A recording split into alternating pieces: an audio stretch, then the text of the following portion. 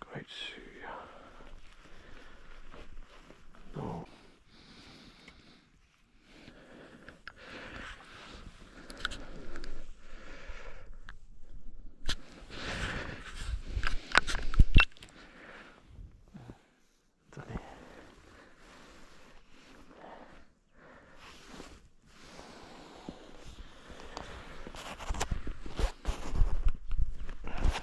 დილამშვიდობის სალამი მეგობრებო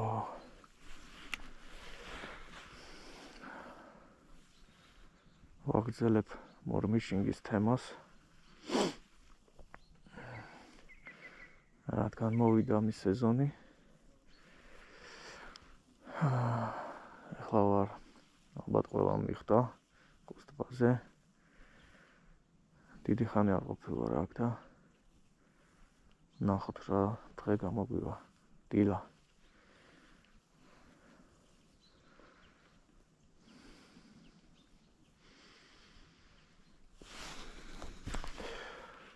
აქ რომ მოვდიოდი მეგონა ტბა გაყინული დამხდებოდა მაგრამ არა ერთი-ორი სიტყვით მორმიშინგის კომპლექტი ისევის ჯოხი ისევის კოჭა უბრალოდ ჩამომივიდა როგორც იქნა ჩემი ახალი წნული ესე გამოიყურება სერიოზული წნულია მინდა გითხრათ იაპონური ორიგინალი წნული დავწერ აღწერაში ვინც თევზაობს მორმიშინგით ალბათ იცის რა ბრენდის წნულია და რას წარმოადგენს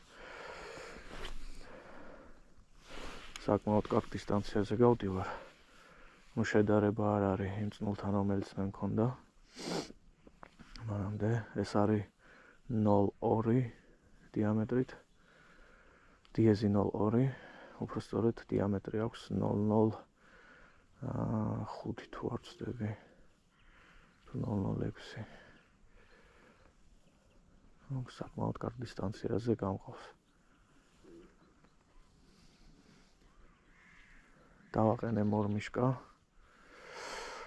ახლა გაჩვენებთ თუ ძალიან ვერ მოხდა კადრში აი ესე გამოიყურება ჩემი მორმიშკა აი ესეთ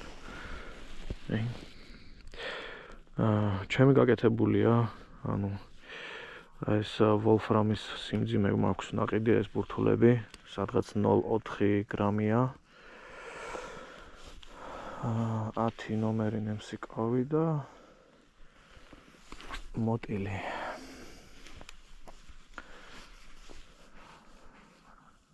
ხო ნახოთ როგორი დილა გამოგვივა კარგია რომ ტბა ანუ ნახევრად კი გაყინულია ახლა შორს რო ვუყურებ ტბა ნახევრად არის გაყინული და ეს მხარი არ იყო გაყინული და დავდექი ნახოთ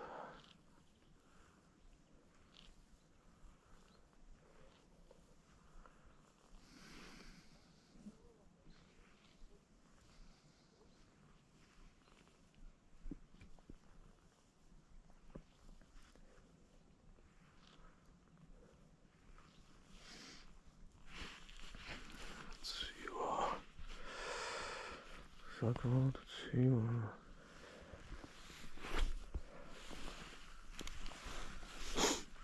ესე იგი ჩაგდების თანავე როგორც კი დაეცემა მარმიშკა სადღაც 1-2 წამი ვაცდი ჩავიდეს სადღაც შუა ფენამდე და ვიწყებ აი ეს ნელ გატარებას და პატარა ამორტყმებით შეგვიძლია სწორედაც წამოვიყვანოთ წამორტყმების გარეშეცაც მართალია წარტყმები უფრო იზიდავს თევზს და თუ თევზი ახლოს დგას აუცილებლად აიღებს არ გაატარებს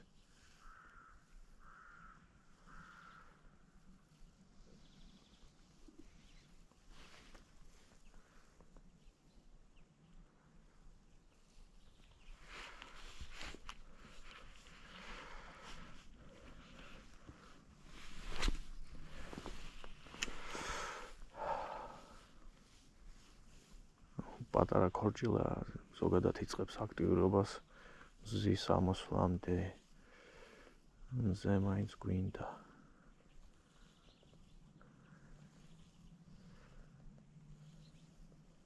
დაველოდებით.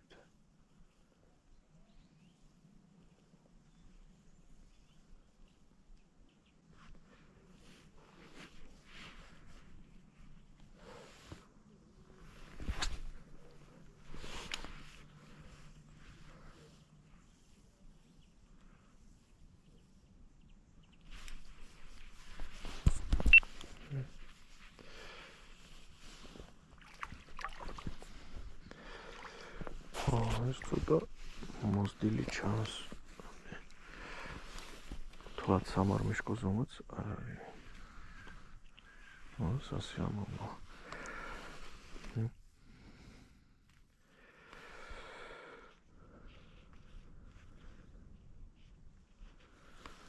გავუშვათ.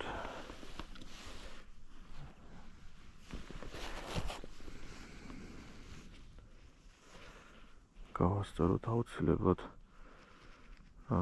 მოტილი არის ძალიან, მოტილის სილიკონი არის ძალიან ნაზი და თითქმის ყოველი დაჭერის შემდგომ ძალიან ბუჭდება, იღრიცება და გასწორება აუცილებელია. ესე უნდა გამოიყურებოდეს ჩვენი იდეალურად ჩამოცვენილი მარმიშკა. ნახოთ.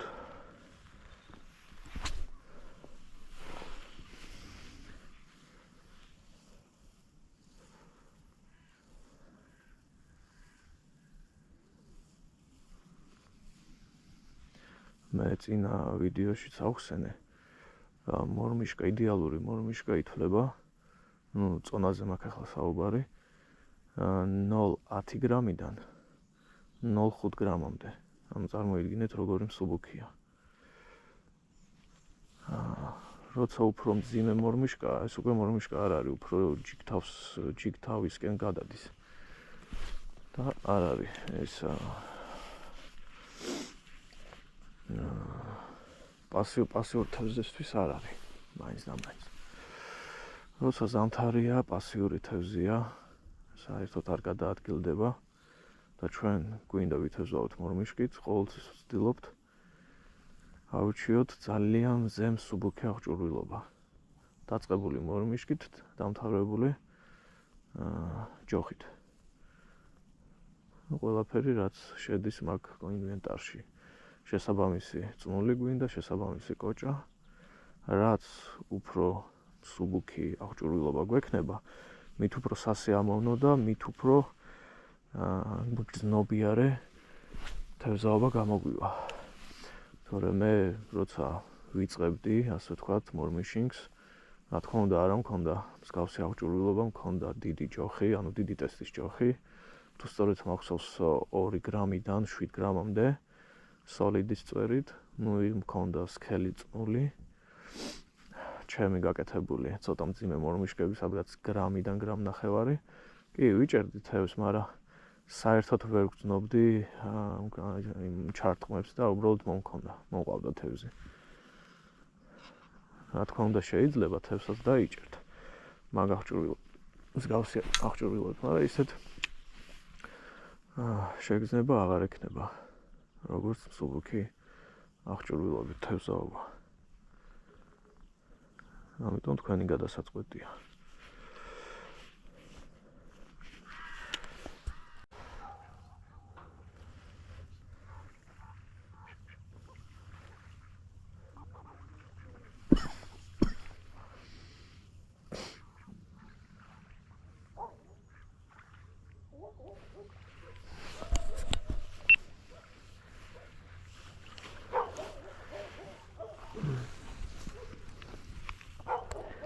ეს არის სამარმიშკო ქორჭილა, ესეთი ზომის.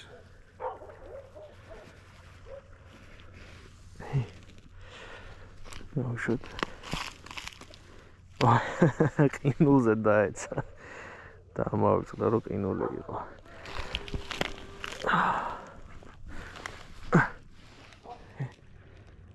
გაცოცხლდი, მიდი.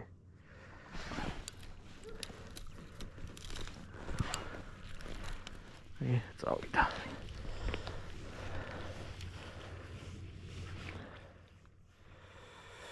Პრინოს.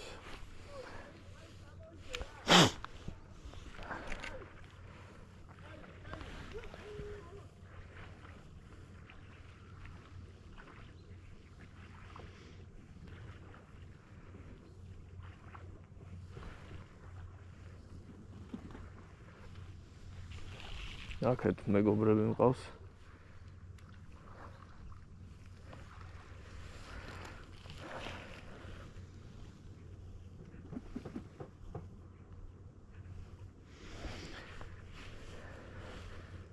ბევრი თევზი არ დგას და ძებნა უნდა.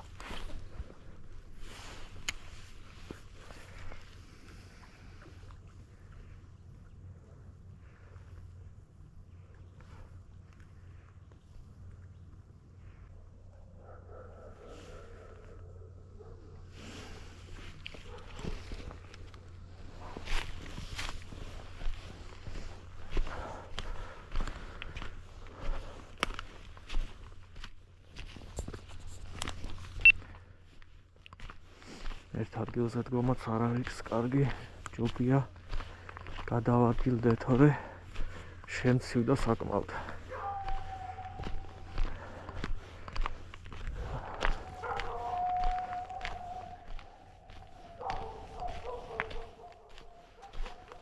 ერთი არის ადგილი მაინტერესებს და მე ისევ დავბრუნდები იქ სადაც ვიდექი.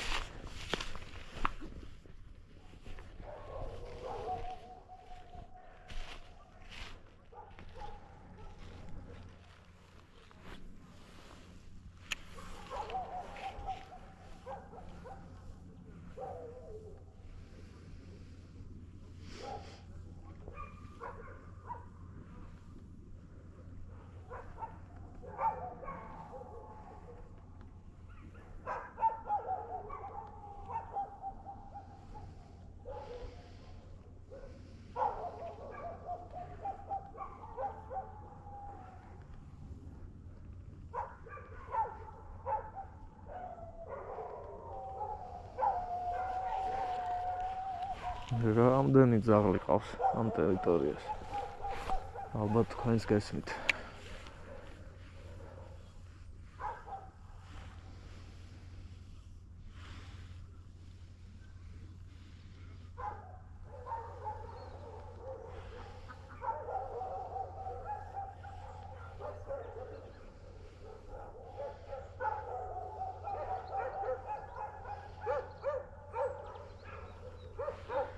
აქ დაბალი წყალია, ალბათ ისევ დავბრუნდები ჩემ ადგილას.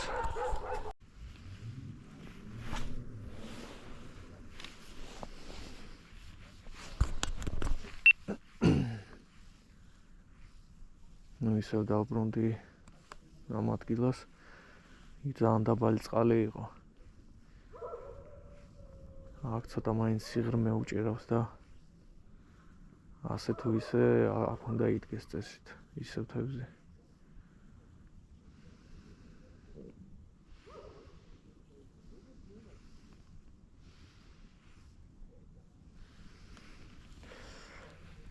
ერთი რჩევა მაქვს.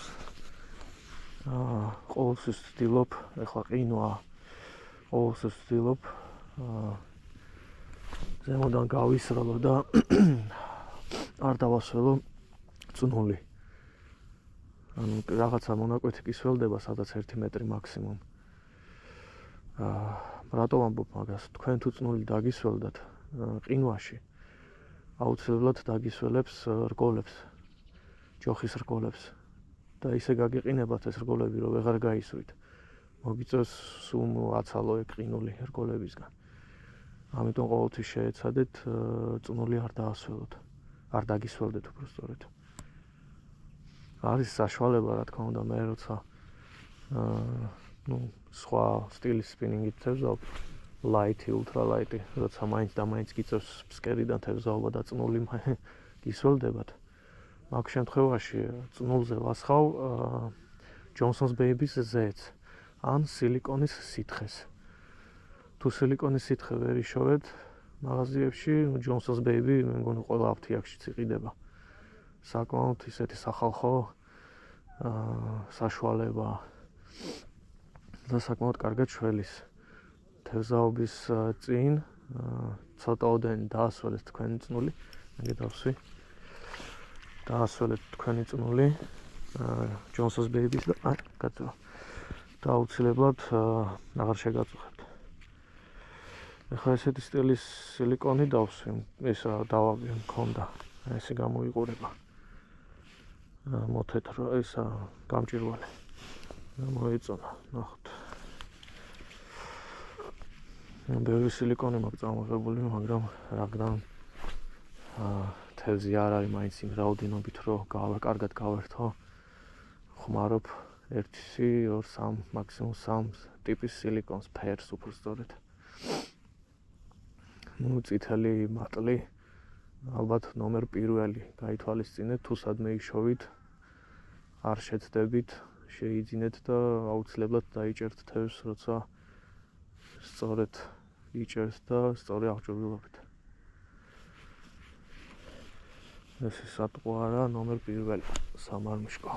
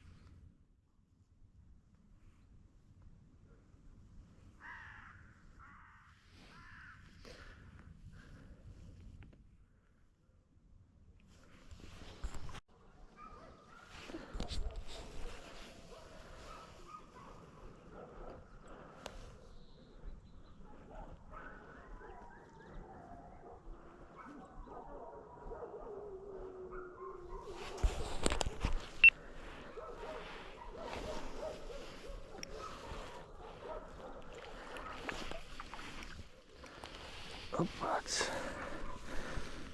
Kas gadamovedi.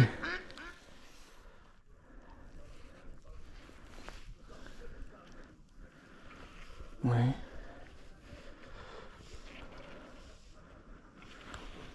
Სულაც გადავუღებ და გავუშვებ. ერთი სიტყვით მინდა დავამთავრო დღევანდელი ესე მოკლე თევზაობა ორმიშინგით. დილის საათებში იყო აქტიური მზე, როგორც გამოანათა თევზი კატეგორიულად გაქრა. არ ვიცი, ფაქტია რომ აღარ არის. მოკლედ ესეთი მოკლე თევზაობა გამომივიდა, ყოფილი ვარ, გამოვედი ბუნებაში, დიდი ხანი არ ყოფილი ვარ სათევზაოდ და საკმაოდ კარგი იყო ჩემი გამოსვლა. აბა, დაგემშვიდობებით, მშვიდობა ყველას, წარმატებები და შეხვდებით მომავალ თევზაობაზე. გავაგრძელებთ თქვენს თავს და თქვენს საყვარელ ადამიანებს. აბა, კარგად.